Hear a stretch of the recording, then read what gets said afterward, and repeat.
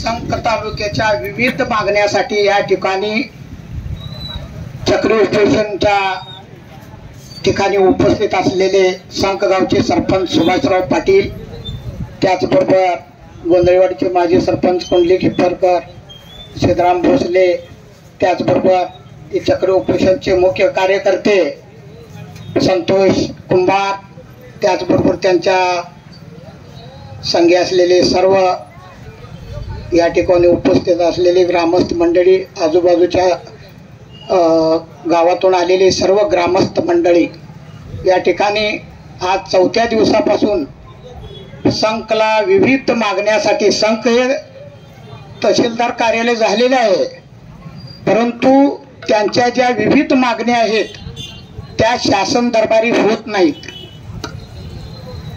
शासन दरबारी होत नाहीत म्हणजे कसं, निश्चित तालुका झाला परंतु तिच्या ज्या योजना आहेत, स्टॅम्प विक्री, महसूलचे कागदपत्र आणि जमिनीचे खरेदी व्यवहार, अशा ज्या सर्व मूलभूत गरजा ज्या आहेत त्या इथं मिळत नाहीत.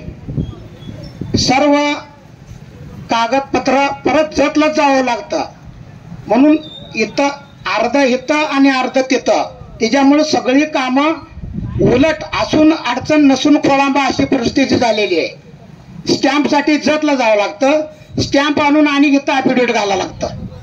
अशा जी अडचणीच्या गोष्टी आहेत ह्या अर्धवट झालेल्या आहेत. त्याच्यामुळे ही चक्री उपोषण घेतलेलं आहे की सर्व कागदपत्रांची सर्व तालुक्यात जेवढ्या सुविधा आहेत त्या संकला मिळाव्यात. हिच्यासाठी संतोष कुंभार यांनी ही 4 दिवस झालं उपोषण घेतलेले आहेत.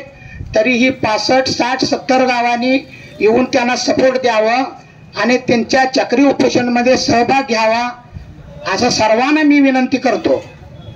आज आम्हाला, मी 4था दिवस आहे, मी आज आलोय का, प्रत्येकाला अडचणी आहेत, समस्या आहेत, परंतु त्यातून शेतीच्या कामातनं म्हणा, कुठं जाण्या येण्याच्या कामातून सगळ्यांना सवड काढून आपण ह्या चक्री उपोषणला येऊन सपोर्ट देणं हे सगळ्यांची गरज आहे. सगळ्यांच्यासाठी आहे हे काम. शासनाची कुठलीही योजना असू दे,